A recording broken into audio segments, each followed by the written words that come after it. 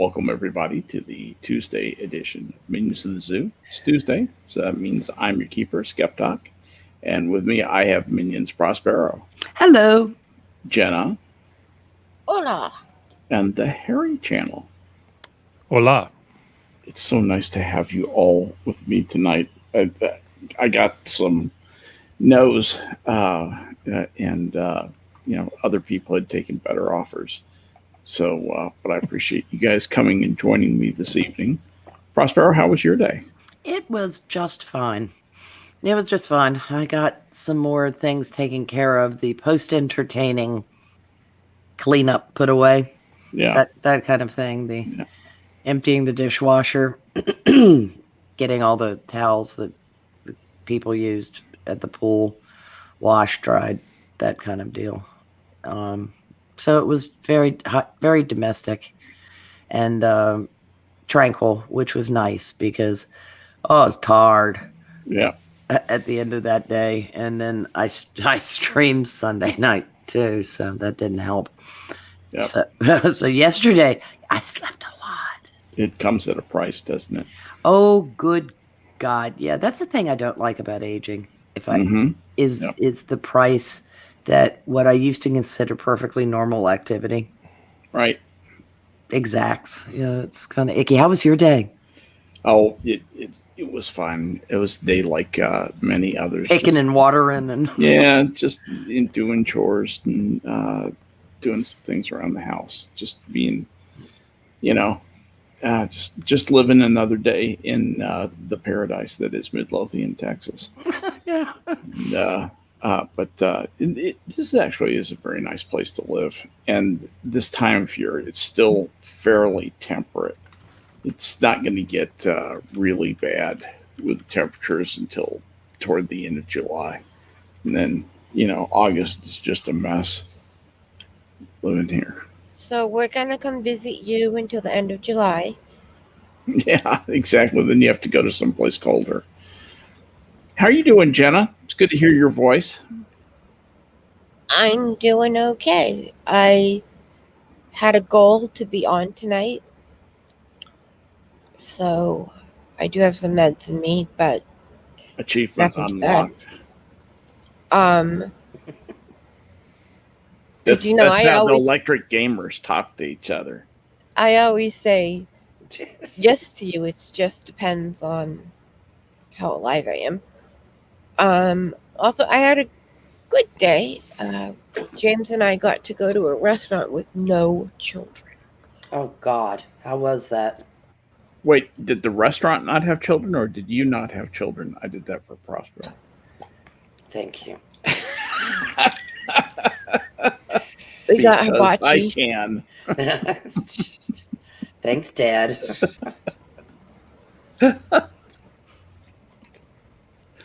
Go ahead, Jenna. Oh, I was saying we got hibachi, and then James and boys 12 and up met with the rest of the Boy Scout troop to go hiking in the Berkshires. And then did they seem dreamlike on account of that frosting? What? Wrong time of year.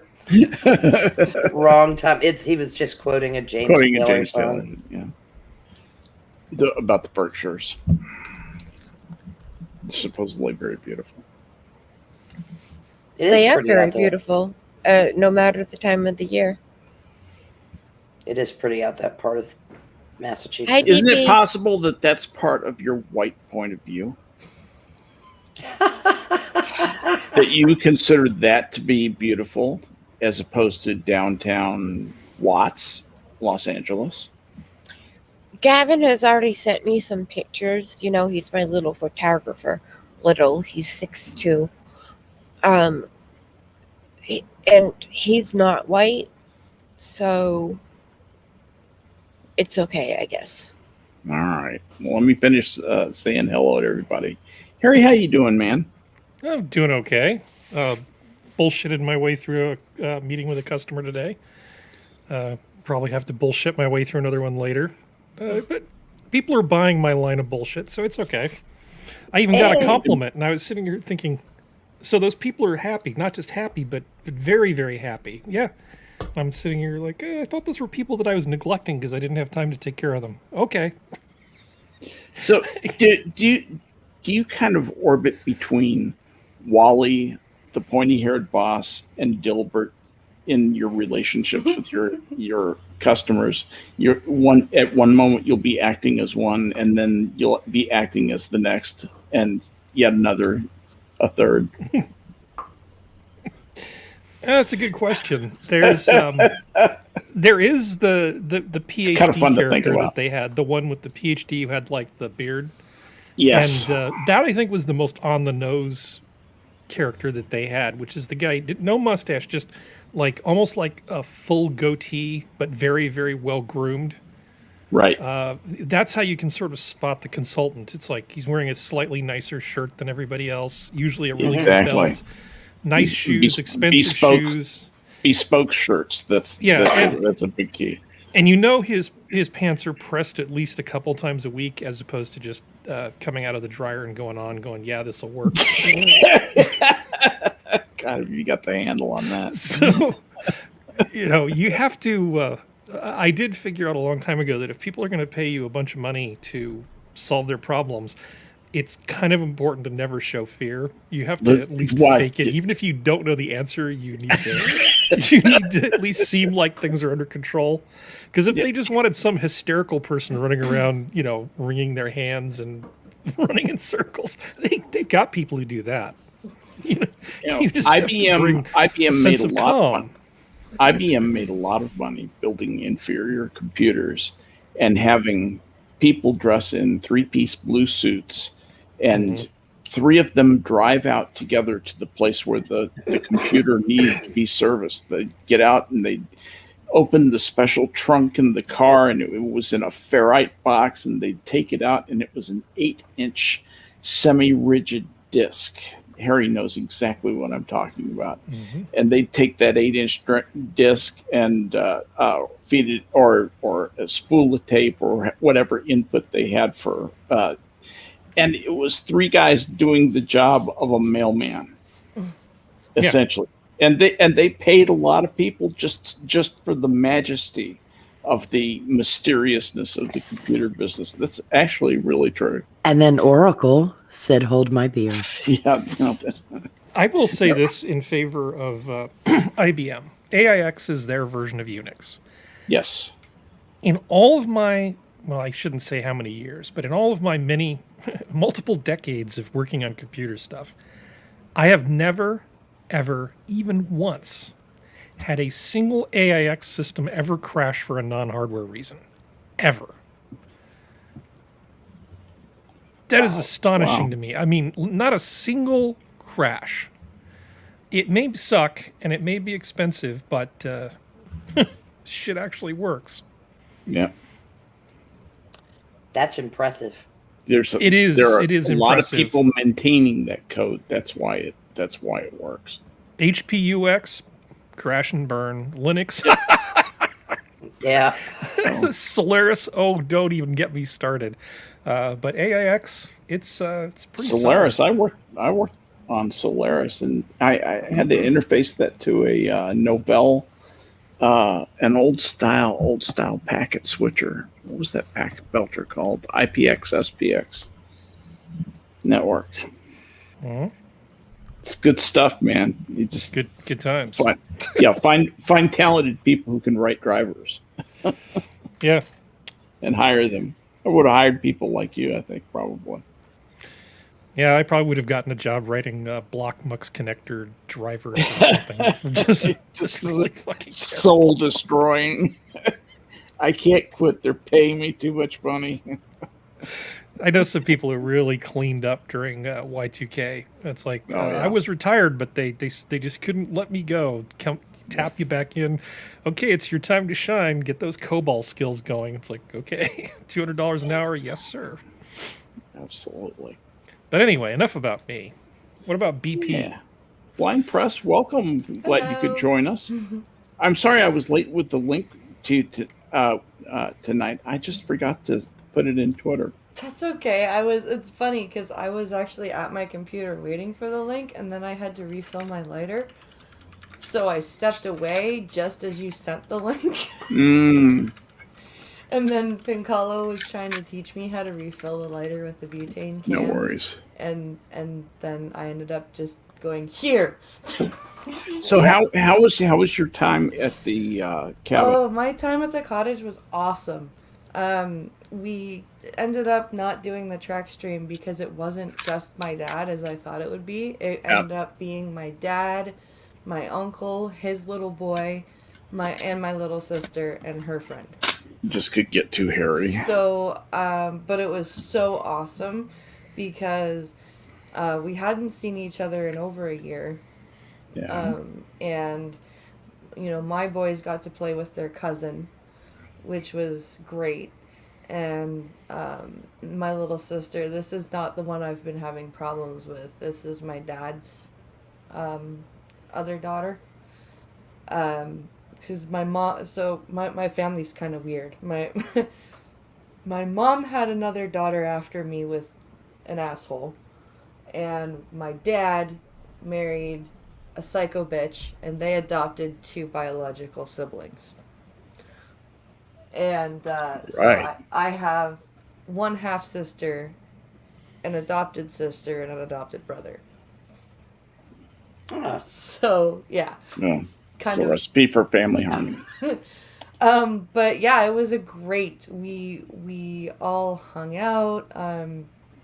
Most of us were, you know, basically it was my dad, my uncle, and my sister were drinking, but not like to excess. Like we weren't stupid, but we were just having a good time. My dad built a really nice fire. He was a little bit upset because some of the wood was a little damper than he thought it was at first. So it didn't quite burn the way he wanted it to. And my dad is very much into building the best fire he can. And he is it was really funny at one point. The fire just wasn't catching, and he was like, this is a personal insult. He was like, and then he finally, like, he was really upset because he likes to build a fire that you can light and leave, right? One that you can light and it will catch and it will burn bright for like an hour and a half, and then you'll get nice coals that you can do like roasting or whatever, and then we all go inside. But this fire he had to keep feeding, and he was not happy that he had to keep feeding the fire. He was like, this is not how it should be going. We all call him a fire Nazi, because when he's up at the cottage, you do not touch the fire, right? He builds the fire, he lights the fire, he tends the fire. You do not touch the fucking fire. And if he catches you touching the fire, he's like, hey, get the fuck out of my fire. But he's it was awesome to just hang out. We were all up there. We only stayed up for one night, but Dad and my uncle were up Friday, and no, it was good to get out of the city, and it was good to actually see my family for like more than 5 minutes. Behave like a normal person. Yeah, we all got to have like a family dinner together because Pincalo we brought up a roast. So Pincalo barbecued the roast for us all, and Nice. like we just had a nice family dinner. It was great. And you got to rediscover the art of conversation. Yes. What a segue, because that's one of the things I was so hoping we might talk about a little bit tonight as a kind of a topic. I've been watching some TED Talks about some of the social psychology of behind conversation, and why we conversate, how we conversate, and how things have changed so dramatically, really, in the last 20 years, 25 years, maybe, since about 1995, I think. You mean like the creation of the word conversate? Yeah, well, things like that, but just from the Okay. I'm sorry. Speaking of conversating, there's I a just dog. I had to listen to see if I have to do something about the dog. The dog's okay. So the dog is there's just a dog. having her say, and she's just gonna. Yeah. Anyway, my point in doing this is conversation has changed so much since 1962, and my family is living overseas in Brussels, Belgium, and we got to make one long distance call to Waco, Texas, once a year, Wow. and that was my mom calling her mom in Waco, Texas, and And they would how- write letters and establish the time and everything And else. how long would the call last usually? Like, probably not It- very long. It took it about 10 minutes to get the operator to call you back, and once a line was available across the ocean. That was how this was done. Yeah. And we were upscale because we actually had a phone in our house. Right. Not only that, it was our own number. We didn't have to share it as a party line, and we were out in rural Belgium, which was, kind of amazing. So anyway, that was the, and then we got to stay on. Okay, say hello to your grandmother, tell her you love her. You have 15 seconds. Yeah. That was the part that we got. And mom and dad were not on with my grandmother and grandfather very, very much at all. It was a very short call. Look at what we do now. I mean, I've got friends all over the world, literally all over the world. We have people listening to this, broadcast. Our friends come from all over the place, and that's the most remember- mind-blowing thing to me. I remember the commercials in the 90s where the Yeah. competing phone companies were like, you can make long distance calls for only $1 a minute. Oh yeah? Well, you can make long distance calls with our company for only 95 cents a minute. And if you dial this special code beforehand, that goes down to 50 cents a minute. It's like, and now it's like you go to get a phone plan, and usually Canada US calling is included. Mm-hmm. Yeah, there's just a whole lot of that's free. And then most people, if you've got like an iPhone or something, you can FaceTime audio any number you want, like whether it be Europe, Africa, whatever, as long as it's an iPhone. You can use FaceTime audio and make a phone call anywhere in the world. You can use Discord. Yeah, Discord. Any number of streaming. Google Hangouts platforms, still yeah. offline work. Like Google Meet, I guess, is now what it's called. Google Meet is it? Mhm. Yeah. Like all kinds of stuff. But it's not just the equipment of it. It's what it means to us in terms of being able to exchange ideas with really dramatic speed. I mean, with almost near instantaneous speed around the world. I think that's one of the most revolutionary aftershocks of what's happened to us in the last 25 years. I don't know, Harry, what do you think? Oh, I think a lot of things. Tell us some of them. The first thing that comes to mind, well, okay, I'm thinking, I'm broadening the context of this in my head. And I'm thinking of different ways people have done this sort of thing over time. Of course, newspapers were a big deal. Yeah. Industrial Revolution comes around. You can find out what's going on the other side of the world. Doesn't necessarily have a personal connection. But this was a big deal. And then you could go to the coffee house and talk about what happened just, a week before. The news had come over the telegraph and printed out, and you had some vague idea of what was going on. The world just became smaller. Now, are you really only interested in people's personal world becoming smaller, or are you thinking more in terms of the bigger context? I'm kind of curious which way you want to go. Well, in terms of what it means for us to be able to exchange the essentially to broaden and make so efficient the global marketplace of ideas, it has stripped away so many filters for what people can see, hear, understand, and know about. It's probably the single greatest educational leap forward you could ever imagine. You know, much. I think it's a double-edged sword, honestly. So I do want to follow up on Okay. that Harry, question you go really quickly, first. and then I'll You give go it. first, Well, I guess I Harry, didn't and quite then- finish. Okay, so we're talking about two-way communication, not one-way communication. So, Right. to my mind, it used to be that when you wanted to exchange information with people, you'd have to go to a conference, right? There'd have to be some sort of event, and once a year, you would go to a place, and then you would all talk to each other face to face, and that's great, but it's extremely inefficient. It's great because you build personal relationships with people. So, but it's very, very slow. And the world moves awfully quickly to be waiting 365 days or longer to have a conversation with somebody else who has a shared interest that you have. No kidding. Or, talking about medicine, or it can be something as frivolous as wooden model boat building, and something as important as cancer.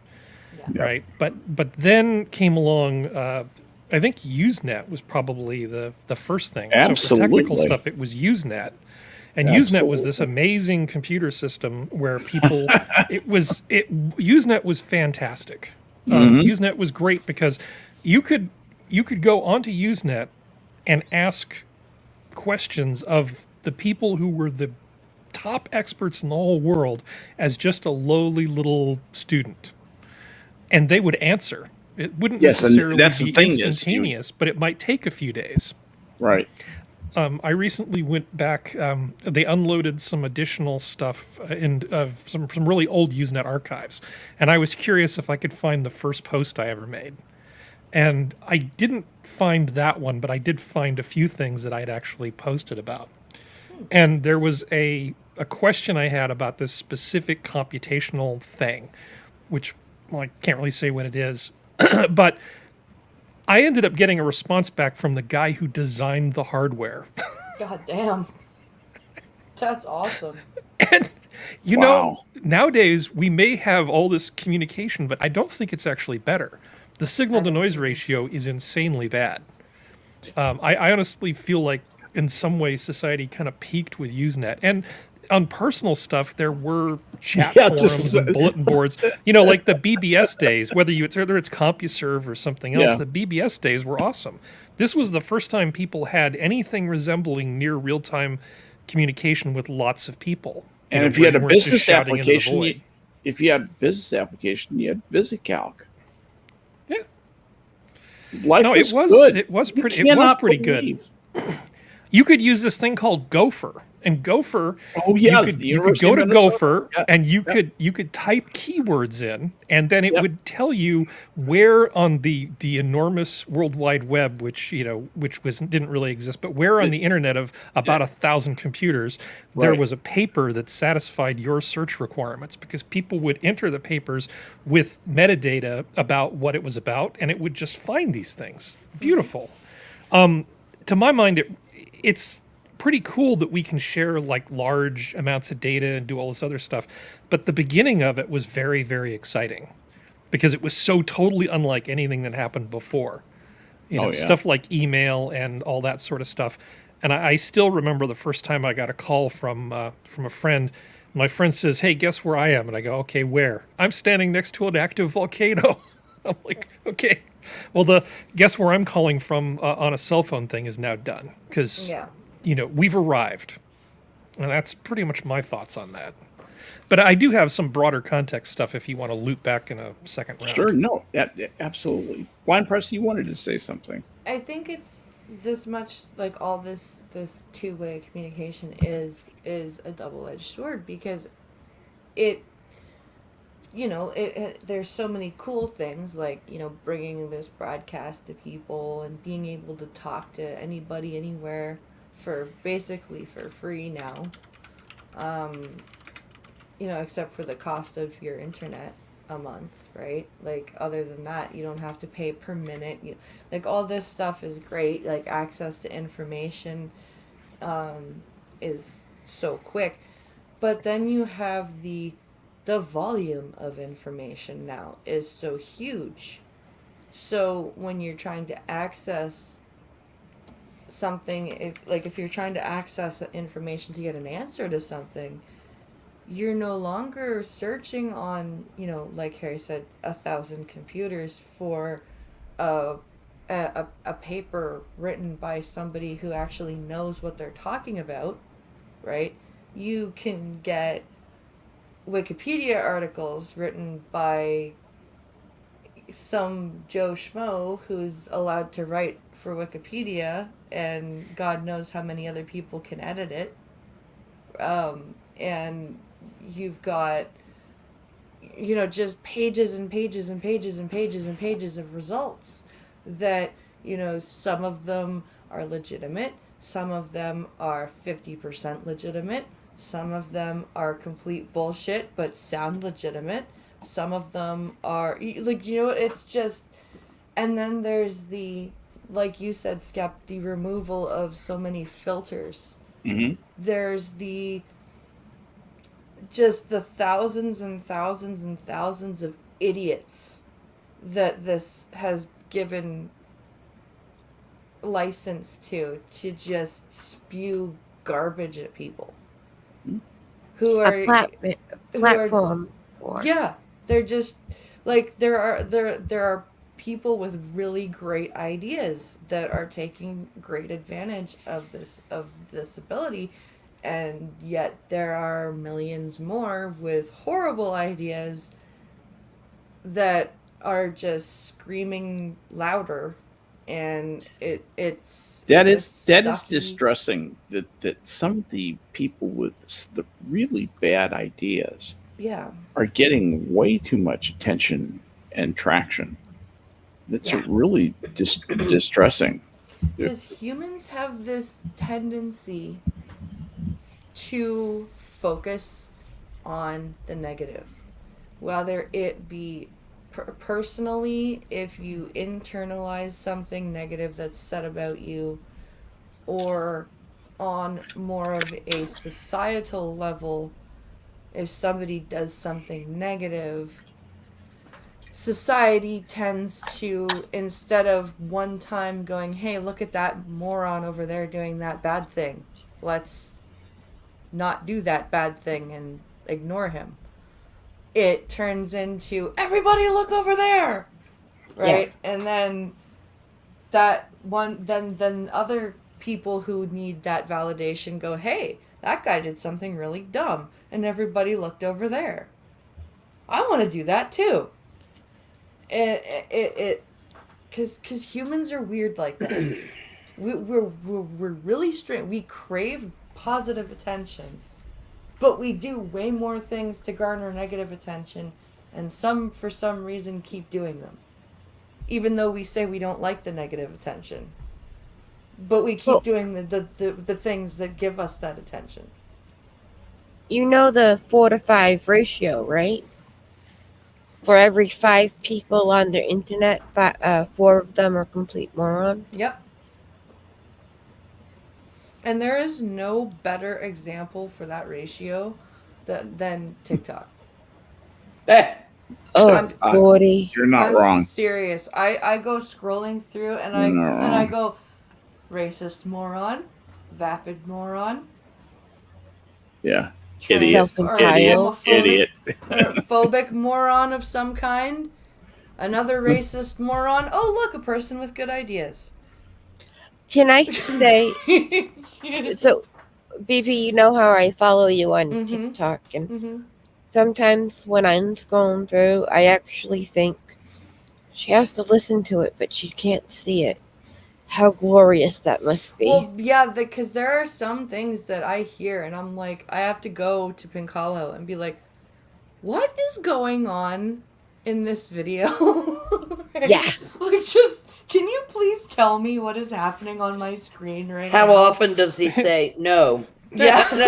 Sometimes he does. He goes, you don't need to see. You don't need to know. It's Sounds like two elephant seals fighting over a just donut. scroll ahead. Just scroll on.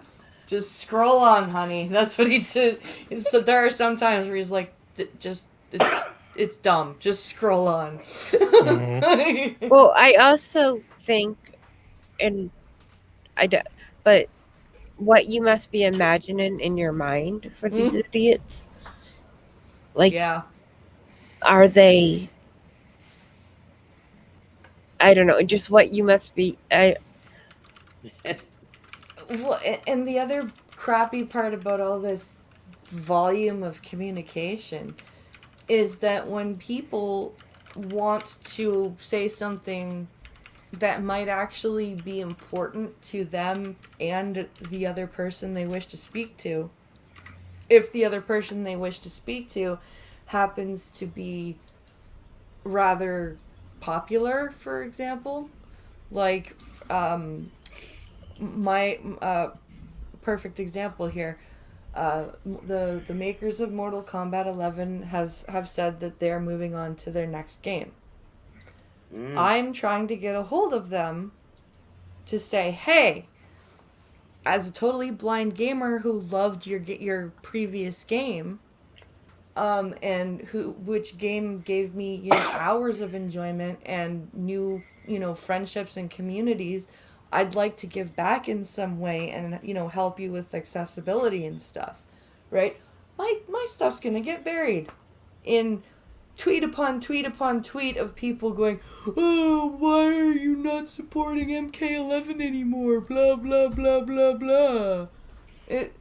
Like me and all the other disabled gamers who want to help them be more accessible for their next title are not going to get seen because all the fucking whiny bitches are mad that they're moving on and they're tweeting and emailing and whining for no reason. What are we going to do about the whiny bitches in society?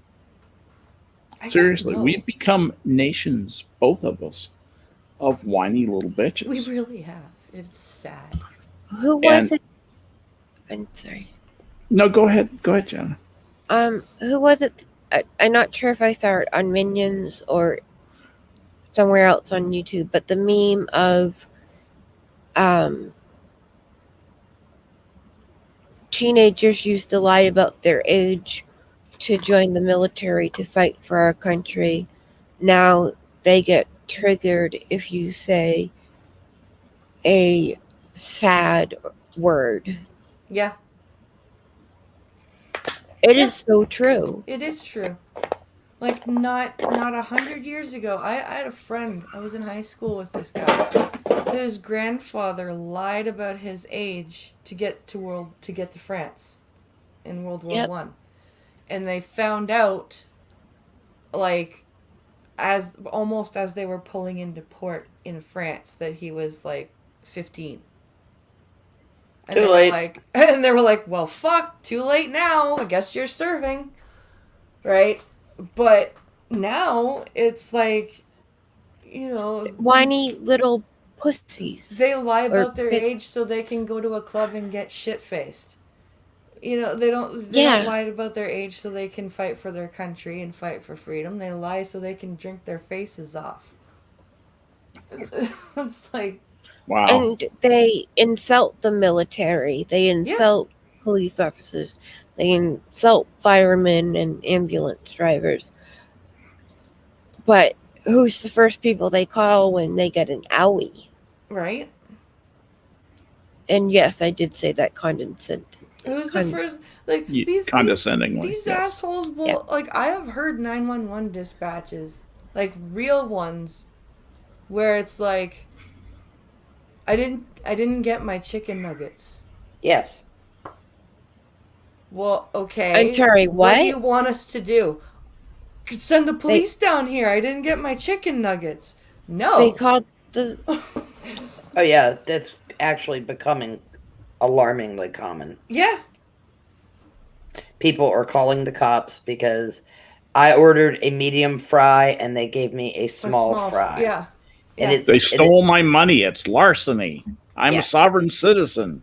Yeah, they stole all my whole $7. They stole my $1.25 extra. That instead of me going around the corner and coming back and going, "Excuse me, I ordered a small fry or a medium fry, and you gave me a small. Here's my receipt." Well, people are such humorless fucks now. The dispatch can't say, "Would you want us to dispatch an officer to shoot the fry cook?" Because that ought to be the question put to them. Would you like us to dispatch an officer to go arrest the staff at McDonald's for shorting you a few French fries? Do you think that would be a good use of their time? We ought to be charging these people for false calls. Oh my god! And the Well, Absolutely. sometimes you actually can get charged with a pretty significant misdemeanor, and I think there's even a felony version of it too, in most places, which is abusing the emergency system. The amount of people in Ontario who call the police 911 if an Amber Alert happens in the middle of the night and their phones go off. They call in to complain. They call in to complain. Why Oh. is my phone going off in the middle of the night? I have to work in the morning. All right, I'm sorry. I think maybe Chinese have the right idea. I'm getting to the point now that it's like those people should be in a forced labor camp for at least a month. And then it's like, okay, are you going to stop being a selfish shit now? Like, Yeah. and Amber Alerts are, for missing children. Yes. Or, And or the these- silver alerts for Or the the silver alerts for the Yeah. senior. Yeah, and these assholes are like, I have to work in the morning. Why is my phone going off? It's so loud. You can disable that. It's totally disableable. Yeah, It's in the settings. You can say, I don't care about old people and children. And then you just press that button. And by the way, double word score for Harry using disableable. Disableable. Disableable. As in capable of being disabled. Right? Harry. No, it's absolutely correct English. I'm sorry. I'm You sort have of in been- UI speak. Sorry. You've been hanging around me too long, Harry. You're starting Yeah. to sound like Jenny's. There was Okay. There was a No, Disableable. unfortunately, it's one of those. Have you ever sat around a table with some paper and pens and tried to design a user interface? Speaking of whiny bitches, I have. I saw a tweet a few months back where some not disabled person, this is very important here, a non-disabled person was saying that they felt, quote, uncomfy about using the term enable or disable when talking about toggling on and off settings in games because it might upset the No. disabled gamers. No, I'm sorry. That does sound like a thing that they would say. Yes. I don't it know. does. Yeah, the phrase "itchy trigger finger" probably bothers them too. Yeah, but I have one now. Right? So I mean, sorry, I that's- didn't mean to cut you off, Jenna, but I have a question for Prospero when Jenna's done. Oh no, go ahead. I just can't. Go ahead, understand go ahead, people. Harry. Go He ahead. Oh, just okay. can't understand. Well, Yeah.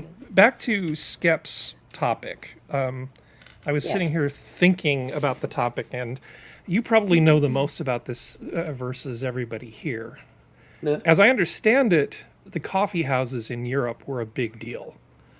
Because, they always had pubs, but in terms of people actually getting together across different social groups and being able to talk sort of into the night about all the things that were happening in the world and what their opinions were, the coffee houses Cafe were like a scene. huge Yeah. deal. Yes. Yeah, they were. Yeah, they- cafe. Yeah. Big. Well, they were in London in particular. The coffee houses there was a bit of class mixing there, which gave some of the higher orders a slightly better idea of what some of the lower level sits and some working stiffs. It wouldn't just have been open to any guy to wander into, but because he would have had to have be able to pay a shot. Yeah. But it's where you would have the professional classes mixing with the aristocrats and the political types. I mean, Lloyd's of London started in a coffee house. Yeah. Yes. The necessity of I was finding some way to insure cargo against loss for investors. And we have a property and casualty insurance because of that. I thought it was Venice where that originally started, though. The idea of insurance, I thought it was the Venetian traders, and I know the Dutch got involved in it as well. The guilds probably had some form of protection. I don't remember because I never studied I know where to look that the up. history of insurance. Let me look something up real quick. But I know for Lloyd's of London, as far as the Anglosphere goes, they kind of reinvigorated the practice, in part because the East India Company, was traders such a would valuable... talk to traders, right? Mm-hmm. Traders would talk to traders, soldiers would talk to soldiers, builders would talk to builders. But I think before the coffee house, and of course you go back to Greece, there were, these free men who were, in the assembly who would talk to each other. But in terms of actually crossing class boundaries and people having real conversations about things they actually care about, I think the coffee houses were the start of it. I mean, worldwide. I might a be bit in the overselling broadsheets. If one was literate, got a fair bit of information out. The middle class existed, but with the Industrial Revolution became wealthier. By the way, I just wanted to share with you the name of the first company to offer insurance ever, supposedly, is the Amicable Society for a Perpetual Assurance Office, founded in London in 1706 by William Talbot and Sir Thomas Allen. You mean it wasn't the Crimson Permanent Assurance? No, it was not. Jolly Fats Weehawk and that's Cheatham and Steele. It's fun to knuckle cracking and window spackling. Sail the wide accountancy. But then again, that gave rise to a whole new professions. Mm-hmm. And general accountancies. Mm-hmm. More reach and grasp, and lawyers. Accountancy exploded in the 18th century. It absolutely because there were more people who needed to count more money, and they were mortally bad at it, based on their training growing up, particularly for those people in the business world. Oh, especially if an aristocrat tried to move into the business world to broaden his spectrum because he couldn't make as much money off his land. And a steward would not be in the know about things like that. Stewards tended to be much more the agrarian, the land steward, who looked after the general running of the estate, but not when it came to business investments. And, you ended up, it was very easy to fleece a lot of aristocrats. I mean, a lot of people got played pretty poorly because they were stupid with their money. I mean, they just didn't gamble it away. They made terrible, terrible investments. The Darien colony is a good example. Yeah, exactly. Of an investment scheme. And Darien colony. I always want to say Darien. Oh, like Darien, Connecticut. Exactly. Like people who live in Darien, Connecticut say Darien, as if it is somehow or another not Darien, Connecticut, too. Right, exactly. But you'll hear people, I'm from Darien, Connecticut. Oh, always. I knew two people from Darien. They would get very offended if you mispronounced the name of their city. Oh, yeah. New money, huh? Yeah, like you read about. Yeah. Those are straight out of Wall Street. The people living in Old Saybrook snickered in their sleeves. You know, Yeah, these are not mainline. I haven't come to Massachusetts. See if you can pronounce the town. You know, do I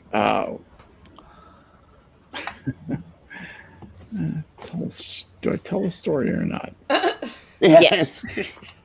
I actually had occasion to talk to a fairly large group of people in a place called Chelmsford, Massachusetts, and I actually started to riff with them. I was going to deliver the main speech that evening, but I started off just talking about all the different, funnily, pronounced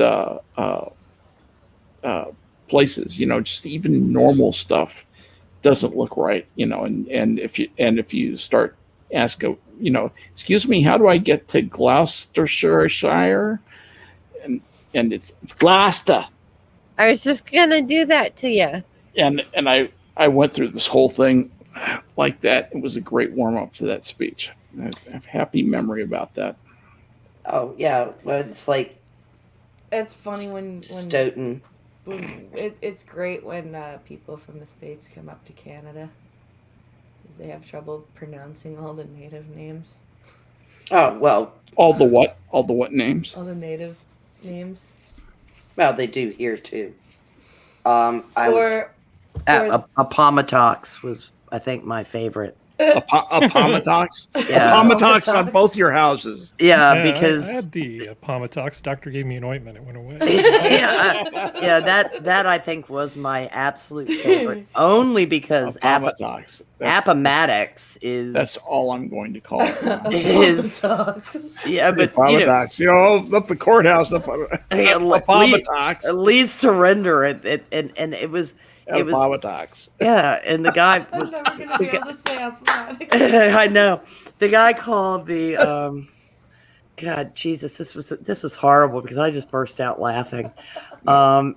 We had an account at the bookstore I worked in for Appomattox Regional Library, and he called because he wanted to discuss the account for Appomattox Regional Library, and I started laughing and I said, I'm sorry, where? And he said, Appomattox Regional. I said, Appomattox. Well, whatever. How am I supposed to know that? Because it's part of Civil War history. History? Yeah, exactly. And I said, Lee surrendered to Grant at Appomattox. Well, whatever. Maybe if you hadn't taken the Indians' land, you'd know that. Okay, This I'd is like why to you don't say- call a bookstore. you fucking idiot. I mean, what are they? Are you a proud product of Minnesota public education? Because, he was in Edina, Edina. Edina. Edina. Edina. Like, people are like, is that Edina or Edina? Outside Edina. of Edina. outside of Minneapolis, it's where Dayton Hudson had been headquartered. And B. Dalton was headquartered there. But it was just this Appomattox. And I was like, but then again, it's Powhatan and Manhattan. Yeah. That makes perfect sense. By the way, you say this city in Minnesota is Edina. Edina. Edina. Edina. Yeah. Is what they call it. Yeah, they're retarded, which is why they say Appomattox. Probably right. Because there is something very peculiar because there's a town.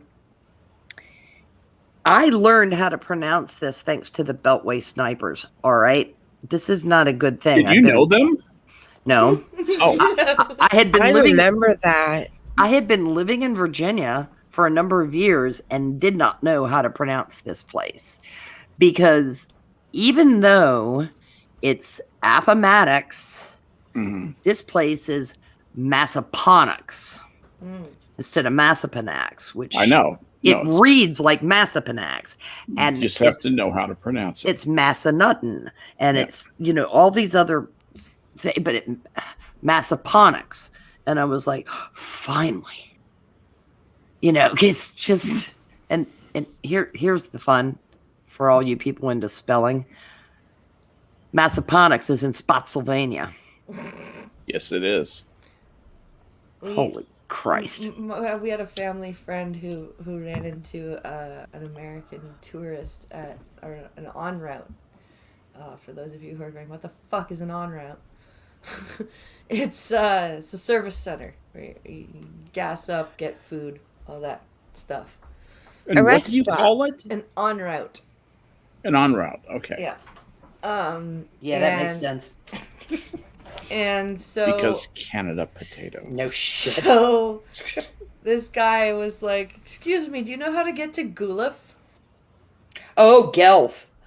And the guy's like, "Guelph." Guelph, right? And he's like, "Guelph, Guelph," and he's showing him this map, and he's like, "Oh, Guelph, okay, Guelph." And of course, you pronounce the U, and I'm thinking Guelph, Guelph, yeah. just because German. No, it's Dutch. a Scottish. It's a But it's settled. Well- Yeah. Sounds like it's like one hill over from Douro Delph, and there are probably Balrogs around there. Right? I know, but the thing is it's a Scottish settlement Yeah. Yeah. with a Dutch name. Oh, it's a They weird. What are were you gonna drunk do? that day. There's Yeah. a lot. This is I live in a Texas settlement with a Scotch name. That's funny. Yeah, and I live right next to a Virginia settlement with a Scots name, but it makes sense because it was mining in the area, and the Midlothian area in Scotland had mines. Yep. My I actually looked this up at the beginning of the stream. I'm going to pretend to be Skep. There are 5 towns in the United States with the name Midlothian. There's Midlothian, Illinois, Midlothian, is. Maryland, Midlothian, Oklahoma, Midlothian, Virginia. Texas, which is the good one, and Midlothian, Virginia. Yeah, It's Which also a UK parliament constituency and a Scottish parliament constituency. yes, Yes. yeah, and there used to be multiple Lothians. It was East Lothian, West Lothian, and I've Midlothian. actually gone camping in Midlothian, Virginia, when I was in my last year in Boy Scouts. Oh, I believe it because I mean you wouldn't be able to find wherever you went camping. I was It's just been gonna say, entirely how's that- settled. How's that campsite now? it's Yeah, a but mall. there. Exactly.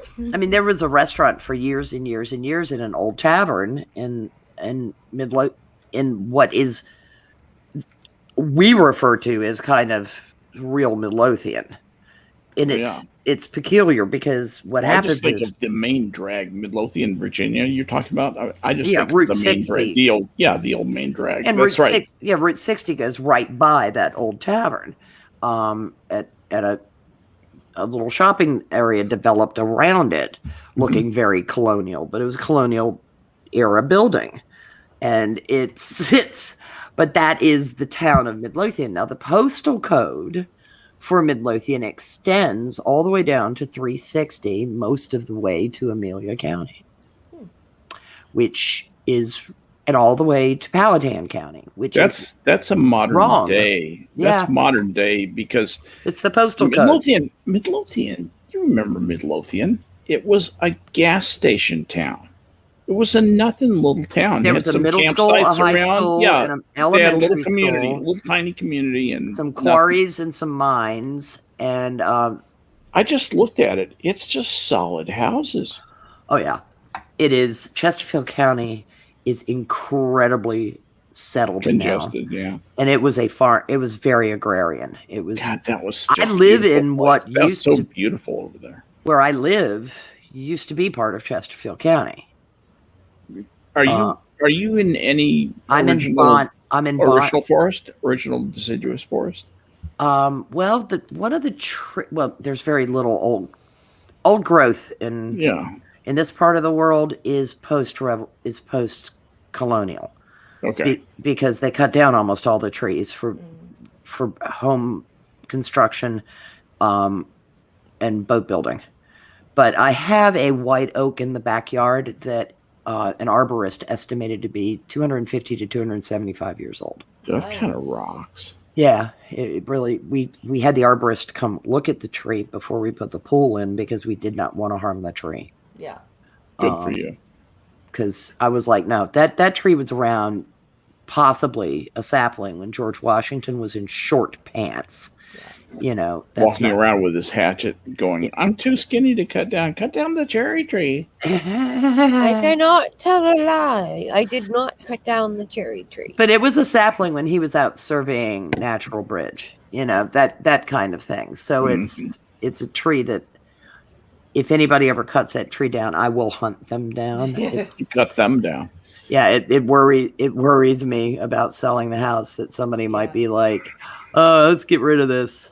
You know, that's really important, isn't it? You kind of like the people who take over your house to take care of what you've built, and you know, I intend to root resist change. The 2-story rhododendron on the side of the house. It's literally a 2-story rhododendron. I've seen those, not many of them, but I've seen them. It was a scrawny 3-branched thing that looked like it was on its last legs in 2000 when they put the addition on. How thick is it now?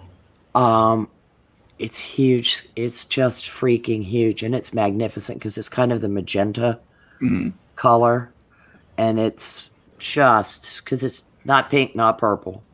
It's that in between hot pink. That's a flower, right? Yeah, the rhododendron. Yeah. It's in the same family as azalea. Well, azaleas are in the same family. Whatever. Yeah, they're beautiful. But the leaves are darker and much larger than azalea. Much larger, leaves, and the blossoms are much larger and quite different in makeup. They're much more beautiful, really, and slightly longer lived. As far as blossoms than azaleas, like white azaleas, if it rains on them, forget about it. They die. Yeah, they're done. And rhododendron are more hardy. Both are winter, both hardy in that they're not deciduous. Yeah. My mom actually, the reason she got the house that she just bought was she actually was the lowest offer out of 3 offers, but she wrote a letter to the homeowner because when she went through to tour the house, the homeowner had updated. It's an 1800s home, so it's an old home. But the homeowner had updated almost every room in the house, and done things to modernize and bring the home into today without kind of ruining the aesthetic. The aesthetic. But she put up little picture stories a lot, like in every room, telling what she had done. Like, you could really tell that this woman loved her home and didn't want just some flipper to come by and do whatever and then sell it again. You could tell she wanted somebody who was going to stay in the home and love the home. And my mom found out that this woman is like a yoga instructor and all this stuff. So my mom wrote a letter basically talking about the energy of the house, I think she actually used the chi of the house, is what she said, and was basically saying how it would be perfect for the study of kung fu and stuff, because she and my sister are both really into kung fu, and they teach it, and they're also studying it, and she just wrote that letter and got the house by basically saying, listen, I'm gonna love your home. Like, I'm gonna appreciate the work you put I'm gonna into the treat home. it the way you want me to. I'm gonna treat this the way you want it to Steward it for the time it's yours. Yeah. It's nicely put. She Yes, got exactly the house. right. So Good for her. She was I'm lucky. happy. Yeah, she outbid by being, smart and Yeah. Yeah. So with our house, we have a couple. I can't remember the name of them. The big flowers that bloom on the bushes. Lilacs Hydrangeas? or hydrangeas? Yes. We have purple, blue, pink. That's what the house came with. And I absolutely love them when they Bloom. bloom. And, yeah. We, the kids like to do experiments with what can we do with the flower if we leave it in water. It makes a good science project. It does. And some hydrangeas dry to a beautiful color. I had a white and purple one that actually turned red Oh wow. Oh, as a dead blossom, so to speak. That's And cool. yeah, it hasn't bloomed in years, and one little leg of it bloomed this year, and that's getting dug up and taken to the new house in the event that it will survive. Because I moved the one here like 3 times, and what's happening now is I think it's getting too much water, and it's just not happy where it is. So I'm hoping that disturbing it, just like with the rhododendron, I looked up how to take the cuttings of it, and I'm going to take about 30 in hopes that I can get some of them to survive. Yeah. Because Yeah. even if they won't let me plant them, too many of them around our house for some reason, I'll take them into the woods and plant them. You we know, have I can rhododendrons, tell too. from the change in breathing in Blind Press's breathing pattern that she wants to chill and get the hell out of here. It's so funny. I know you so well. I know you so well. I could actually just hear the way you're breathing. She's fixing to speak up. Well, I do need to go. I'm gonna be doing Canadian Wednesday tomorrow. I'm not sure if Functional will be joining me because he said he wasn't feeling very well on the weekend, and I'm not heard back from him. So I do hope he's feeling better. If he joins me, yay. If not, we will still do Canadian Wednesday. And tomorrow night I'll be on Twitch practicing. It's the final night of practice before Evo qualifier. That's Thursday, which I will also be streaming. And the tournament itself starts at 10 o'clock on Thursday night. But I will be streaming my practicing tomorrow at 11 p.m. So, and then Saturday, of course, Star Trek stream. We will be doing Trek Tech. I'm gonna do it this time, folks. Yeah. Be there or be square. Thanks for coming by and joining us tonight, sweetie. Always. VP, can I shield something for you? Sure. At this moment, I'm wearing her Blind Fitness sweatshirt, Aw. and I am beyond comfortable. And if you don't get one, then it's your loss, and you'll be cold. You can find them at blindpress.net. All right, Fair. guys. Have a great night. Good night, Checks sweetie. in the mail. Night. Good night. Night, BP. Good night. Buy it or die. So, but getting back to the conversation thing, and not just conversating, but really the way that communication, worldwide spread of ideas, and the way that ideas typically in the past were spread and refined and spread again. You know, scientists get together at conference, exchange ideas, and then they go away for 3-4 months, 6 months, and work on stuff, come back, report the results to each other. Meanwhile, you know, papers are coming out and so forth. That was the old paradigm, to use Kuhn's parlance. And the new paradigm is nothing like that. The new paradigm is, you know, changes are happening in real time, even as you're, the tools that you work with are being changed. It's such a dynamic environment, and the way that you can get information, just substantial, detailed, gigantic volumes of information, of important, relevant information to people anywhere in the world, get it looked at, and get an opinion that, you're talking about cycling something in less than a week that might have taken a year or 2 years under the old way that scientists used to interchange ideas. Can I say the bad thing about today's compared to yesterday's work? People took more pride in it before.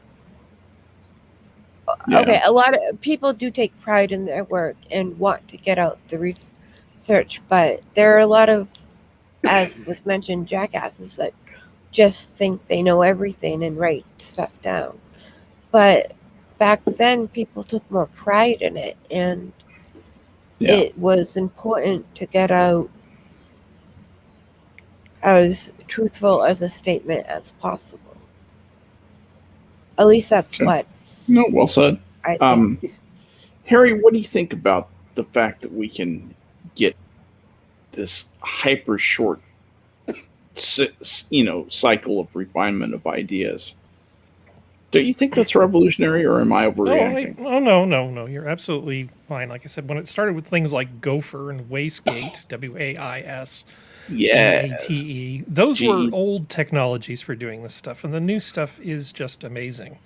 If you look at the beginning of the COOF, there were a lot of the information we were getting from people who were on the front lines working on this stuff, or researchers, was on Twitter, of all places. Was it Fiegel Ding? I forget his first name, but he was one of the early guys at the beginning of all this, putting out any kind of useful data. Yeah. And that wouldn't have happened 20 years ago. Somebody would have heard about something on a CompuServe chat room, or they would have it would have been a rumor that spread over the phone. But now it's a whole different thing. And I have a completely different angle to this. Please bring it to us.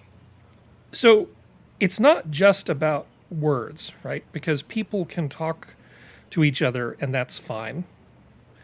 But I think that the invention of the camera, when it became a commodity, the Brownie in particular, changed a lot of stuff, because the dynamic of communication was you'd go on vacation, but if you didn't bring pictures, it was almost like Pixar, it didn't happen. And this is a thing that in the modern internet people are starting to talk about, because you almost have to see a photo of it, otherwise could just be somebody trolling. Pixar didn't happen. Pixar didn't happen. So people weren't just getting together to talk; they were also bringing pictures, and then later desktop publishing opened up all sorts of things. It used to be a pain in the ass just to make a freaking chart. To have somebody put together something for a presentation. So it's not just the fact that people can communicate, it's that the means of communication in terms of visual communication and then later multimedia presentations changed the way that discourse took place. Yeah. No, it's just, I think looking back, that will be one of the principal things they look back and say, we could finally get ideas into the hands of the people who could use them, and into the hands of the people who could change it. I have a question then. Are we talking about people just on the web shedding any information they feel like? Or are we talking about professionals who know what they're doing and can get it out faster because of the technology we have? All those things. Yeah, We're talking people about used to both of send. Yeah, people used to send when kids would be born. They would actually get a picture taken, and then that would be duplicated, and then they would send in a handwritten letter. There would be like a birth announcement, and a little tiny picture would get sent out. Now it's like, you adopt your corn baby, and next thing you know, I've got a picture of the kid. Yeah, exactly. It's a lot of things has become easier, but the communication part of it, it used to be very hard to communicate anything in a nonverbal way.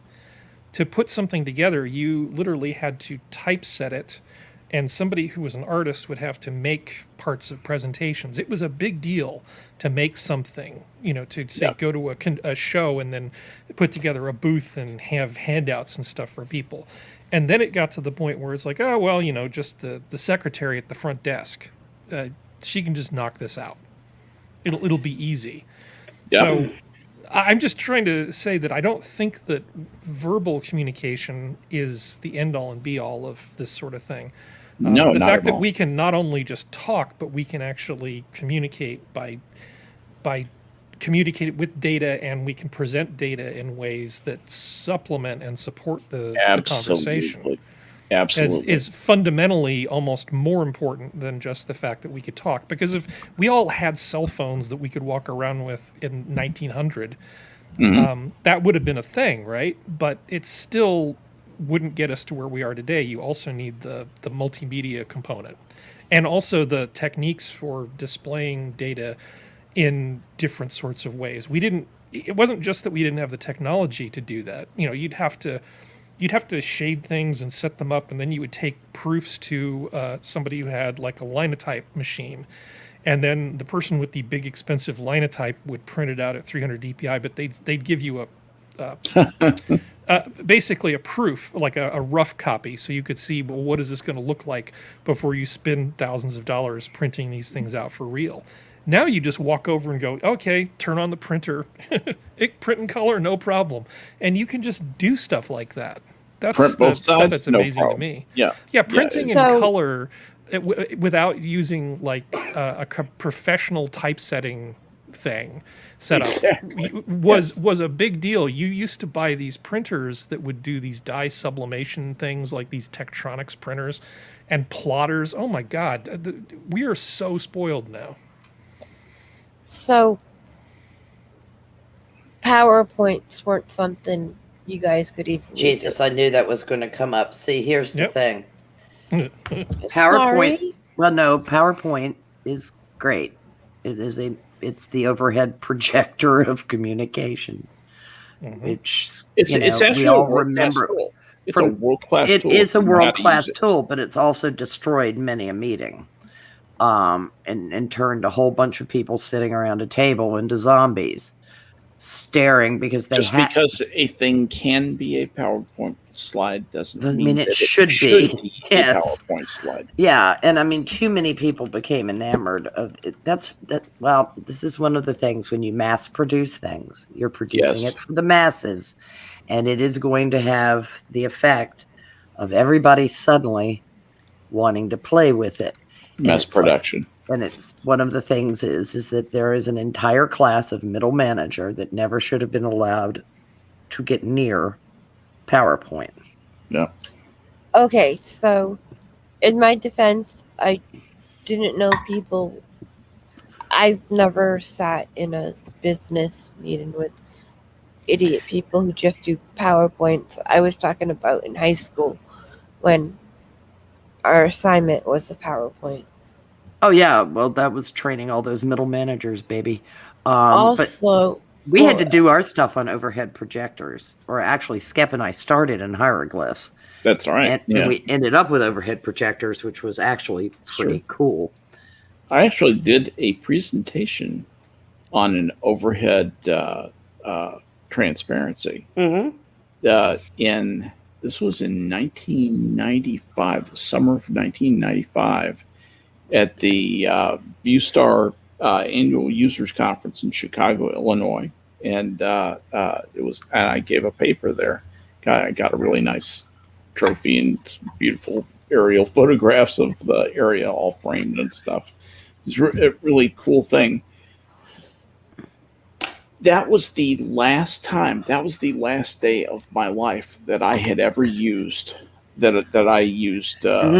overheads, and I had used them. I used them extensively as a stockbroker, and prior to that, in the Navy. There are times when you need to illustrate something that way. Oh, yep. Now you go to a meeting with a financial planner, and boom, boom, boom. There's the entire. Our wardroom had an overhead projector in it. Mhm. I mean, All wardrooms did, by the way. In school, it would be, would somebody please go to the office and get the overhead projector? We're going to be doing blah, blah, because there were only a couple per school, if you were lucky. And it's just, ADD had to have existed when we were young. Oh, certainly. But Of course it did. But now these claims of the number of children that become unruly if the teacher turns their back to write on the blackboard is pretty impressive, because it was like a couple spitballs and 2 or 3 folded paper footballs might go flying if they took too long. But by and large, we behaved, because we'd get in trouble if we didn't. And now you can't get anybody in trouble because you don't understand their struggles. Yeah, no kidding.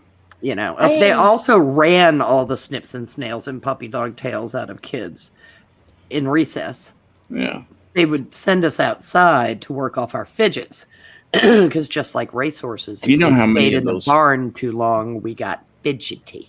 You know how many of those kids are obese? Yes, because That's they're not running around because they might fall up the monkey bars and break their collarbone, and that would be the end of the world. And now you're getting these fat kids. There's just nothing sadder. Well, honest to God, cutting off your options before you even get started. How many? Nobody ever died on our playground in the public school system I went to. Okay, that didn't happen. There were a couple.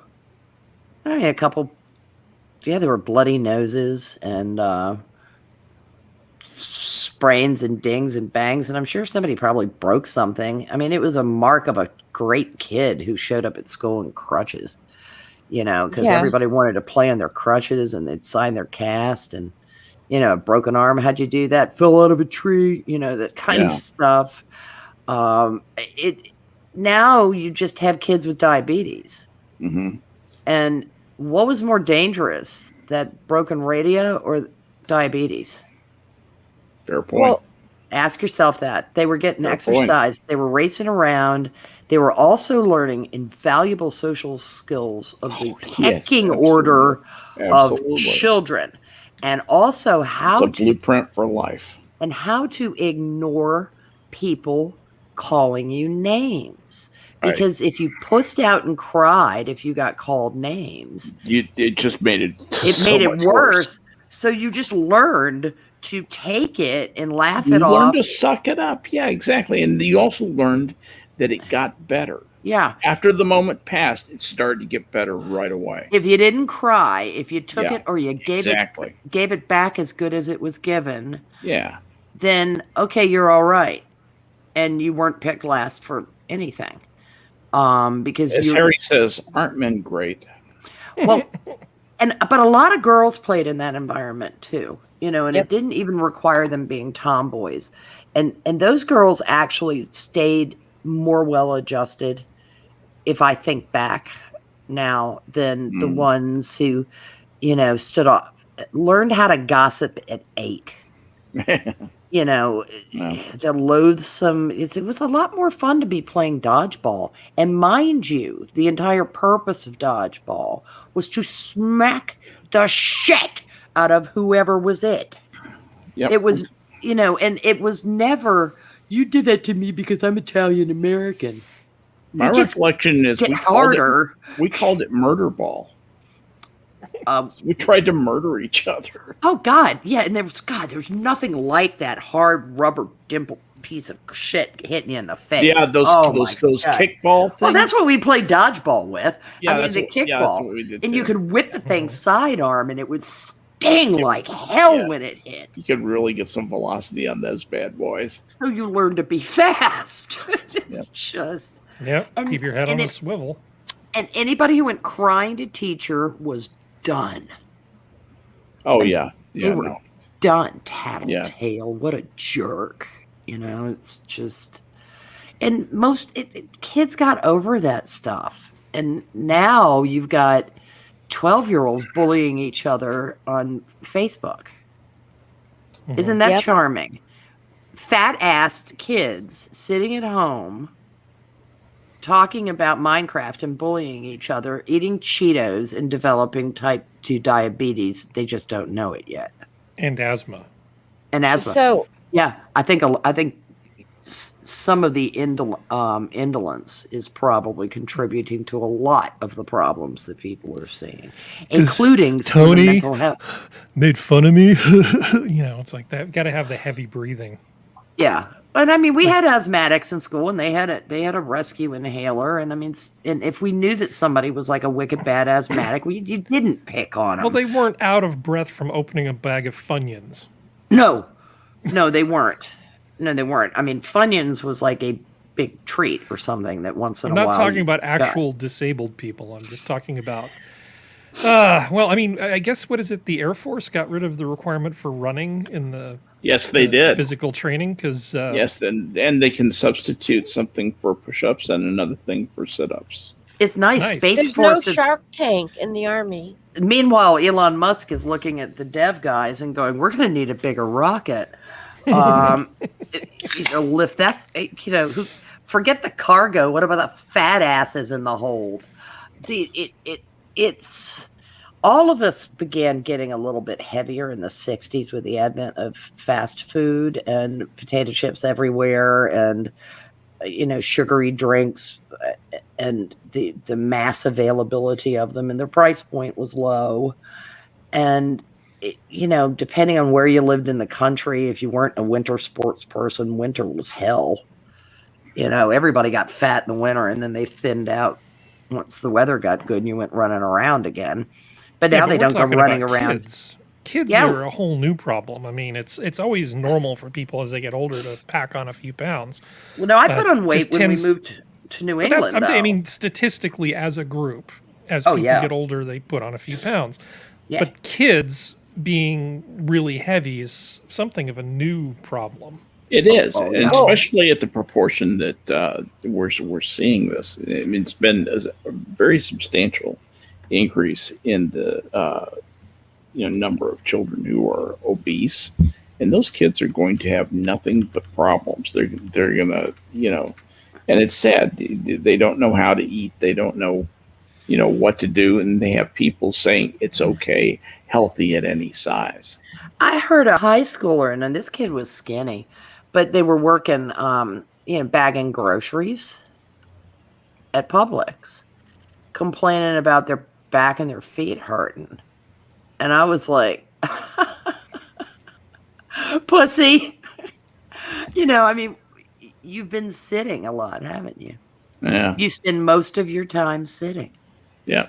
And we spent all our time. I don't remember ever thinking that until I worked retail.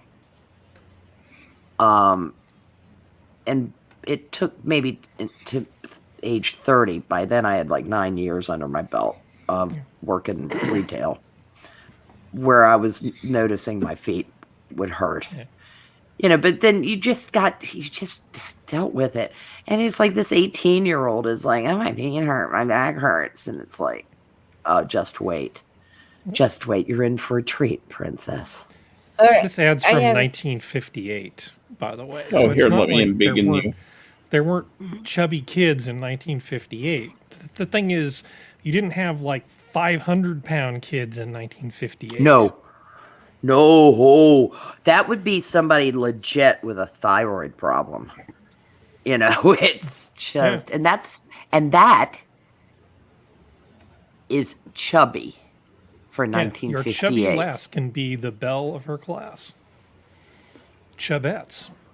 And you won't have, and she'll be just pretty as a little picture in that little. What, that's just a regular plaid, right? Yeah, it's not Polly Flinders because it's Yeah. not smocked across the front. Yes, but right, exactly. But it's the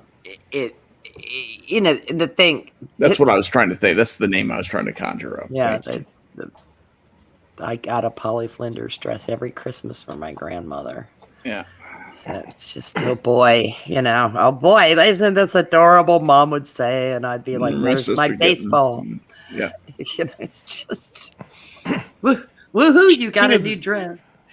I King of do the Hill love did a Chubbits. great satire of this, which was, I guess, the kid Bobby, Hank's kid Bobby, got a job as a husky boy model for a Husky company called H. Dumpties. Humpties. This is perfect. Well, Chubbets, they never allow a product to exist like that now. They'd lose their minds. You're fat shaming. Yeah. Yeah. No. You're going fat. No. normative. When people are worried about obese children, it's not to shame the children. I'd like to shame the parents. Not shaming the children. I'm concerned about them. They're going to be having joint troubles in their 20s. Some of these kids, you look at the size of them, and it's just like, oh, dear God. And I don't mean stocky or chubby, but morbidly obese kids. And they're out there too. They are fat. They are just fat. pieces. Huge. They're Yeah. absolutely huge. And usually their parents are too. Yep. Usually their parents are too. And I want to kill those people. I mean, But they're I see them. normalizing it with like Honey Boo Boo and Mama Foo Foo or whatever it was. Well, it wasn't that long ago that we had Honey Boo Boo, right? That's Right. right. Honey Boo Boo TV was just thing. 5 years ago or so. And the mom, whatever her name Creepy was, mama, whatever. 10 years ago, big maybe. mama. Ugh, God. And then she lost some amount of money and was Sick on fuck some people. show. They made a big special out of her losing weight. Again, still kind of like I look at some of this stuff and I think it's like I don't feel like I should be looking at this. Like this looks like stuff that's none of my business. I don't Yeah. see how people vicariously enjoy that. You know, Sinatra has been making pretty good bank with Mrs. Sinatra covering this Amber Lynn Lynn Reed. and Foodie Beauty. And Yeah. you know, and he's getting really good numbers. A lot of people are really into this sort of stuff, but it's just sort of here, let's share the cringe with everybody. It's the Did car wreck Sinatra of get married?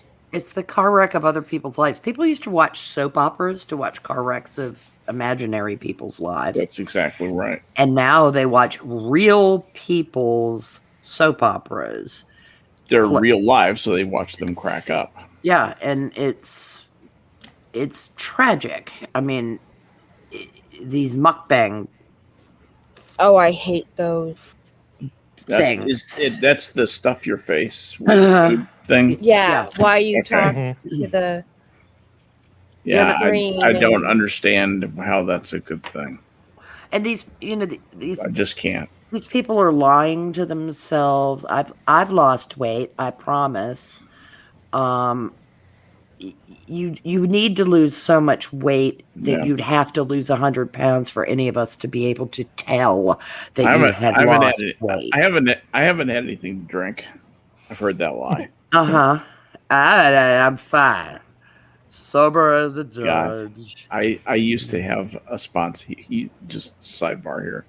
I used to have a sponsor who used to call me, somebody I was helping into the program, just getting started in the program. And he wasn't serious at all about it. He was there, fighting the DWI thing, and he just used me.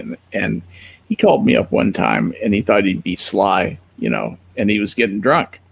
And I said, "Do you realize that after all the years of abusing alcohol that I had, that I know exactly what being quiet drinking a beer sounds like?" Mhm. And I've been listening to you, and I know that you've had 4 beers since we've been on the phone, because I heard you open them. I heard you put them down. I can hear you when you take a drink. Mhm.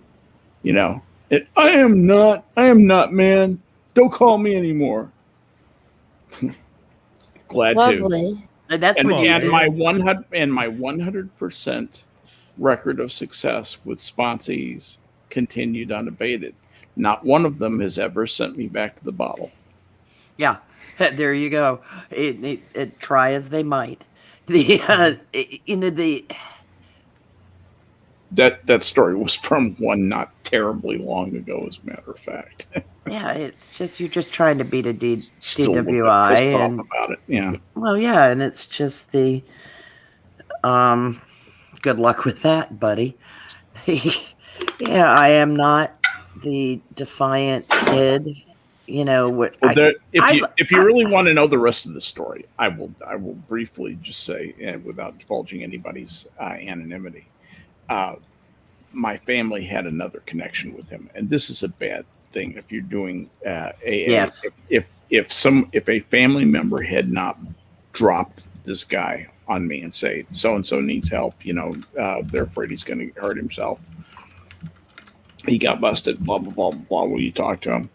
And it wasn't any big deal for me to invest 7 or 8 evenings of my life in this guy and find out he was just hosing me.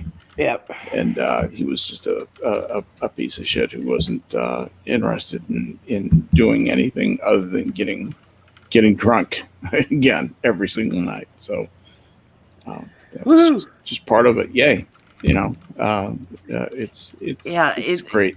Given your experience, you could smell him through the phone. That pretty much. That kind of you just know. Yeah. Anyway. It's people.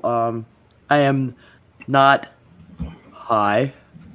Yes. And it's like it took you. Well, that's an interesting thing. Going back to my conversating question, people now can go to AA meetings online, and that's a huge step forward for some of these people who are out in the middle of nowhere, and they're stuck by themselves. There's no group anywhere near there. They can be a part of the, maybe the group they got sober in before they got this new job that sent them to the Arctic outback. They can just dial up in a Zoom session, and there they are. They're at their regular discussion meeting that got them sober. Yeah, and people checking in with each other. I mean, I've seen them check in with each other on Facebook. The carefully worded conversation that you recognize. Mm-hmm. Have you been? Is everything still okay? Those questions that are open-ended enough that unless you knew that person was in recovery, it wouldn't make you think, I see. This is somebody you have coffee with once a week. Yeah. And it's a friend of mine's mom is in AA, and she fell and broke her hip, and for a while was out of commission, and was talking about how grand it was to finally be able to go and meet with her friends. I have a meeting this evening, that kind of grand Can you make thing. Harry little? Yes. Sorry. He asked. Sorry, I didn't even think about it. We were enjoying the Chabette in her plaid dress. It's an interesting thing. Should we go back to the way things were in the 1950s? No. Was that a better time? Was it that much better a time? If we had all the tech that we have now, should we go back to the attitudes of that time? I think there are certain values that may have been chucked by the wayside for convenience. Almost a hedonistic convenience. Actually, a hedonistic convenience. Let's just be honest about it. And all sense of behavioral decorum has been thrown by the side of the road. Mm-hmm. There's no more behavioral decorum anymore at all. No, and I see it myself, and there are times that I cringe at my own behavior. I like freedom, but I think there's a certain degree of responsibility that was instilled in me that I have disregarded about being too casual with language, being too flippant, too sarcastic, too snarky, too soundbitey. Yeah. I'm not that way about everything, but it's a very I mean, low-hanging fruit is just as tasty. I don't need to climb the tree, right? But it's still That's why they call it fruit. But it's still there's still times that I think, no, we're walking right past discussing big ideas in favor of smarting off. Well, yeah, in terms of the real good that gets done on Twitter, it's probably just about nil. Nobody really ends up convincing another person. It happens every once in a while, but it doesn't happen near as much as it could if they would take their finger off the scale. One of the consequences of not allowing opinions to mix equally and equitably, as they would say, is that we don't. The system becomes so skewed in such a complicated way that there's no correcting for it. You really don't get a picture from Twitter of the way anything is going because it's such a funhouse mirrors database environment. Yeah, that's a good description, the funhouse mirror. The I've had some decent discussions on Twitter. And I've enjoyed them. They generally are with people I know already. Yes. Or have come to know pretty quickly through what they produce on Twitter and exchanges with them. It has been a genuine pleasure to follow Jedi Ghost Bear on Twitter. Oh, yeah. Oh, absolutely. It always has with Monkey, because there are times that Monkey will settle in for a conversation. And the joys of my day is pillaging your timeline. And I enjoy the stuff that you have to offer, and that's. And I've been trying to be a little bit better on my timeline with not being, what the fuck is the matter with you? About everything. Now, there are just some people that have to be called fuckwits. Yeah. Because they are. And I'm sure if you paid attention to my timeline at all today, you may have seen some hurt feelings, shall we say, among some of my followers. This isn't anything that I did. They're just people I know. It has to do with an argument that's going on between two of them. And it's just, sometimes it's alarming to me to see grown people act a certain way. But anyway, one thing about, if you're going to be on Twitter, you can't get your feelings hurt. You can't be so thin-skinned that you just go off on people as soon as you feel slighted in some way. It's like the schoolyard. Yes, I'm saying something extra here. But it's the it's like the schoolyard in many ways. Yeah.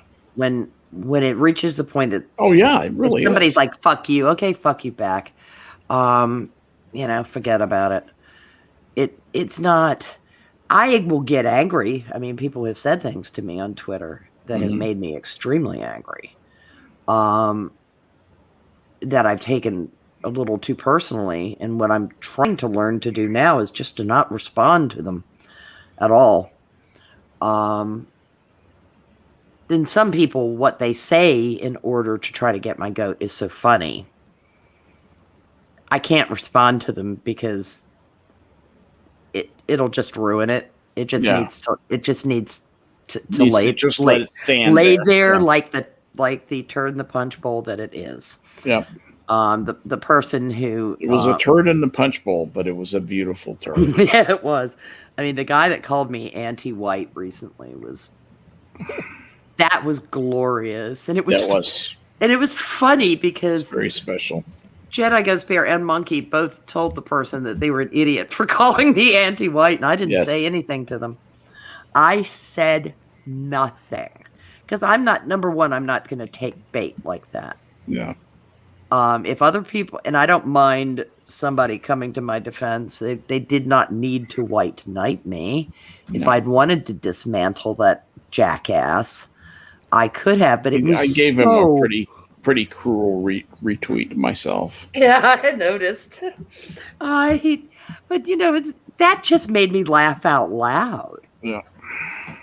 That because I refused to say that CRT was specifically anti-white, it must be because I was anti-white. Fuck him and the horse he came in on. And I was like, okay.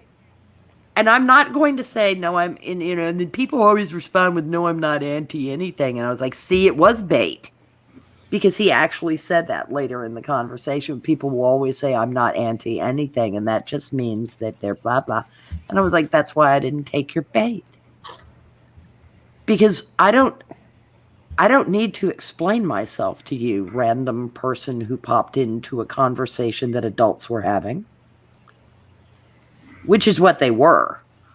They inserted themselves in a three-way conversation that had been going on for a while. With accusations that, because I was on one side and two other people were basically on the other. And it was fine. It was a discussion of whether Karlin Borisenko is right about it being a grievous error to give almost the white supremacists some easy people to draft into their midst by constantly beating on the anti-white nature of CRT. Mm-hmm. I mean, I think it's rather abundant. When you say anti-white nature, they'll say it's not anti-white. Right. And it's anti-whiteness. And her point is don't take their bait on the race part of it at all, because of course CRT is racist. Yeah. But it's pretty racist to everybody because it's making massive assumptions based on race across races. It's assuming black people can't get ID, which is stunningly condescending. And pretty fucking racist. And it's assuming that whites are inherently racist. It's in our DNA, apparently. Excuse me. And we just can't help it. And if we're unaware of it, it doesn't make any difference. We're still racist.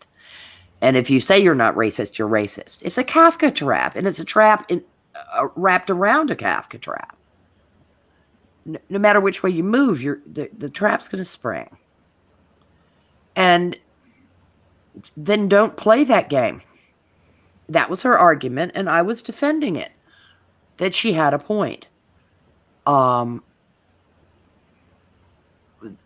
Monkey and Jedi Ghost Bear both felt that she was being grievously naive because CRT seemed very much a Robin DiAngelo kind of thing.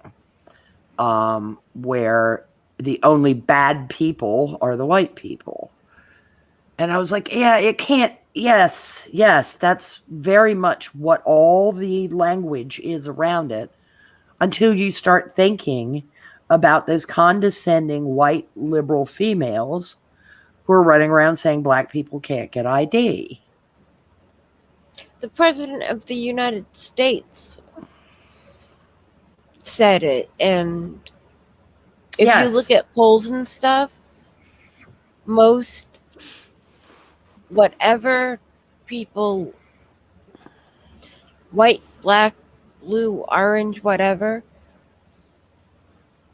it's only the liberal white women that seem to think voter ID is a horrible thing. And they're cuck boys. Yeah.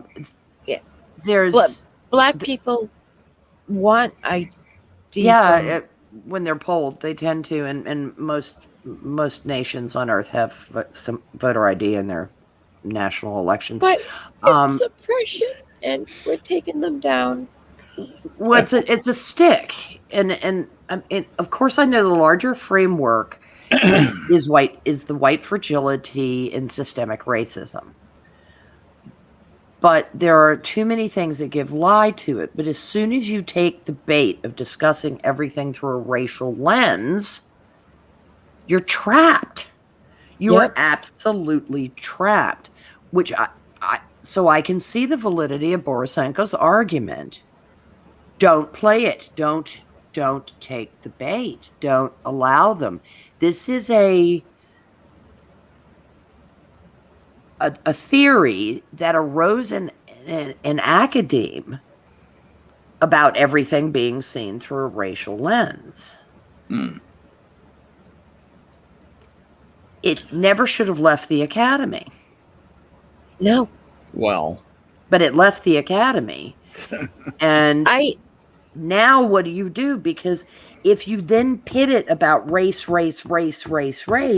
you are giving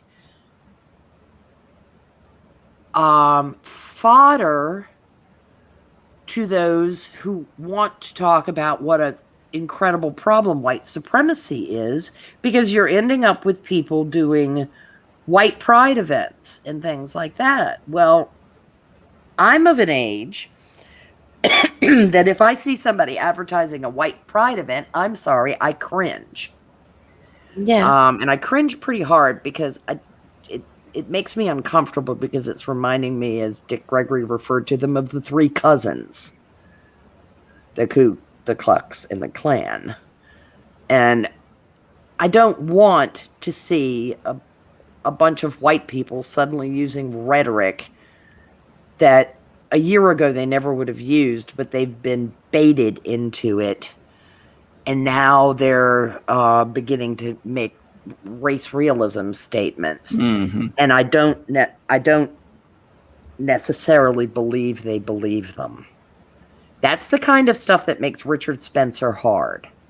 Yeah, it is. And that's the kind of thing that just it's like pouring ice down my back. Absolutely chills me to the marrow. I didn't like the black nationalist movements either. Okay, I'm not surprised. You know, Well, I don't like identity movements because they're creepy. They're entertaining on the sidewalk. Yeah, they are. You know, the white. Those guys are a riot. The Black Hebrew Israelites are hilarious. Yeah. But after about 7 hours, they always ask me to move on. But you know, yeah, stand there and watch them all day because they sound like a Klan meeting. If you listen to that full tape that PSA Sitch put out of the day the Covington kids got in so much trouble. Yeah. And listen to what those guys are saying. And of course, he did that wonderful video where ding, ding, ding for every racist thing they said. Yeah. It sounds like a fucking Klan meeting. Yeah. Mm-hmm. I have an example of a black couple who are friends of ours who adopted a white child, and they literally she's been asked if she's the au pair, the babysitter, if she was willing to leave the family she's working with. She seems to be good with white children.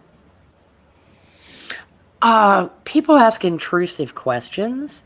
Now, I will say that all those people are not necessarily by any stretch of the imagination, Jenna, racist. No, they find ignorant. it unusual. They're ignorant and they find it unusual because it is not as common as people adopting children of their own race.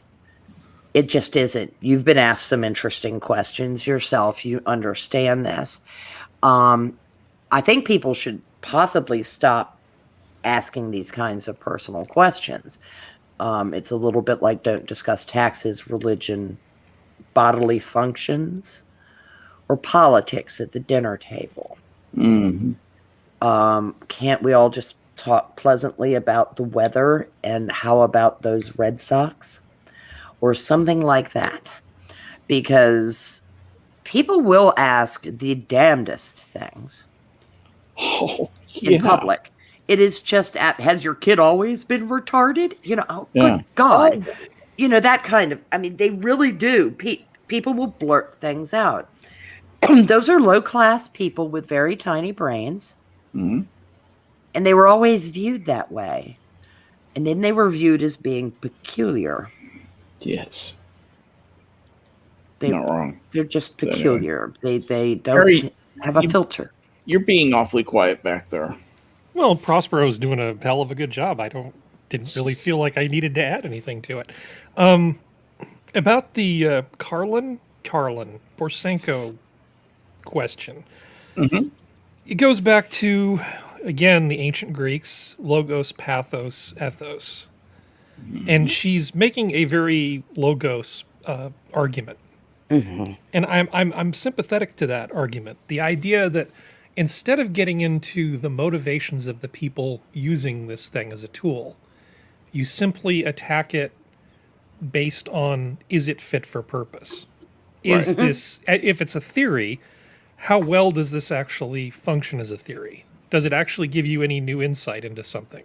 Does it explain something you couldn't explain some other way, et cetera, et cetera? You can go at it without getting into the motivation of the people peddling this stuff 100%. And the counter argument is the one that's often brought against conservatives, which is you're practically ceding the battleground to the opponent by arguing on just principle. So as a person who's not an academic, but who very easily could have been an academic, I completely understand her point of view. And she's actually correct in her point of view. However, as somebody who also understands rhetoric, she's completely wrong about her point of view. Yes. And I think there's plenty of room for both perspectives on this. And I don't mean to go full Tim Pool, like, dude, it's complicated. No, I mean, you literally can have one person attack it from the perspective of, as an academic theory, does this actually hold up? It doesn't. And then you can have somebody like a Ben Shapiro type person just talking about how it's overtly racist. It is. Both of those conversations can take place separately, and they don't interfere with each other at all. No, they don't have to. And it's the my way or the highway thing that everybody seems to. This must be the only way to argue. Now, I do think she came up with a good definition that's usable, because an awful lot of people who espouse CRT can't define it themselves. Other than my white man bad, which leaves you saying racist, because even applying logos, you just have used ultimately What- unsatisfying. Yeah, What it's did not it. Carlin- What were you saying, Jenna? I was wondering what Carlin said that was racist. No. What she didn't. What she was defining CRT as a theory that arose in academia, that Yeah. everything was seen through a racial lens. Yeah. And all frameworks are racialized. Yeah. She's That's not what incorrect in that definition at all. That's very much what it is. Systemic racism is because everything is seen through a racial lens. And then you get into the oppression stack power plus privilege bullshit that it's critical theory, except with race inserted into it. Yeah, it's something that here in New England seems to be hyped up, and in New Hampshire, where she's from, it is going to the school boards and fighting for it is the only thing that can be done yeah. for parents. And there are people like Carlin who isn't a parent but is still going into the schools and trying to get She pays critical race taxes. theory. She Yep. pays taxes. She has as much right to be at a school board meeting as She's a anybody else. citizen. She's a citizen. If you were That's a what gives her citizen, the right. you have that. It's the sunshine laws. You don't have to be a parent to have a say at They all have to in the public know what's schools. going Yep. on. Yep. And I Um, really appreciate her doing that, though, because so many kids aren't allowed to speak up. So many parents won't speak up because, well, think have you about what seen happens Loudoun when County, you speak up. Virginia? Mhm. Are they all gonna? Oh, Jesus Christ. Oh man. Loudoun That's County, it. Virginia. Yeah, that's we could break into that and go all night, but Yeah. it's come to the part where I have to remind everyone that you spent 2 hours of your lives with us, and I wanted to thank you for doing that. I've got a little something that I want to go through after everybody has a chance to say a parting thought if they have one, and just want to close with that, and I'll explain it when it's my turn. But let me start off with Jenna. Any final parting thoughts for tonight? Yes, keep up the good fight to end critical race theory, and Amen. remember whatever crap these teachers put in the children's head. These children are our future, and we have to literally Debug save them. You have to debug them when they get home. That's right. We have to fix them. Thank you. That's a good thought. Harry? Well, let's see. How about, excuse me, some advice? In my opinion, you're making a huge mistake if you ever apologize to somebody who is offended on behalf of somebody else. If you've wronged somebody, apologize. If it's just somebody else offended on somebody else's behalf, tell them to get bent. Yes, absolutely. Don't play that Words- game with these people. Words to live by. Live a courageous life, people. You only go around once. You'll never regret showing courage. Prospero, my wing woman. I endorse what Harry says. I've said enough. Otherwise, Well said. All right. Well, I want to thank you, chat, for coming out and listening to us, and thank you, Pamela, for being my friends, hanging here with me. One thing we didn't really go into much tonight is the fact that we just passed another birthday for the United States, and I dredged up a few quotes, and this will just take a minute to go through. But these are quotes that were from around the time of the founding by some of the founders, just a miscellaneous group here. And the first one is from John Adams. Always stand on principle, even if you stand alone. Second one is, if you want something you've never had, you must be willing to do something you've never done. That was from Thomas Jefferson. Benjamin Franklin said, well done is better than well said, which, how true is that? Yeah. James Madison contributed, the circulation of confidence is better than the circulation of money. And they are inextricably linked. And I agree with Madison about 80% of his stuff. Anyway, George Washington said, it is better to offer no excuse than a bad one. yes. Never complain, never explain. That's a military man right there. John Jay said, distrust naturally creates distrust, and by nothing is goodwill and kind conduct more speedily changed. God, John Jay, isn't that the truth? Isn't that exactly what has happened to us? Yes. Distrust creating distrust, and there's no goodwill. Went back to optimism with Benjamin Franklin, who said, to succeed, jump as quickly at opportunities as you do at conclusions. I like that. Yes.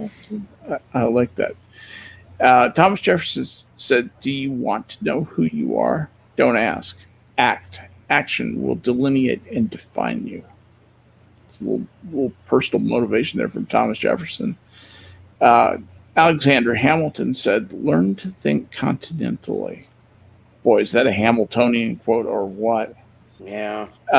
Benjamin Franklin said, "Dost thou love life? Then do not squander time, for that is the stuff life is made of." Absolutely. Ben, you're absolutely right. Just a couple more. Thomas Jefferson said, "Nothing can stop the man with the right mental attitude from achieving his goal. Nothing on earth can help the man with the wrong mental attitude."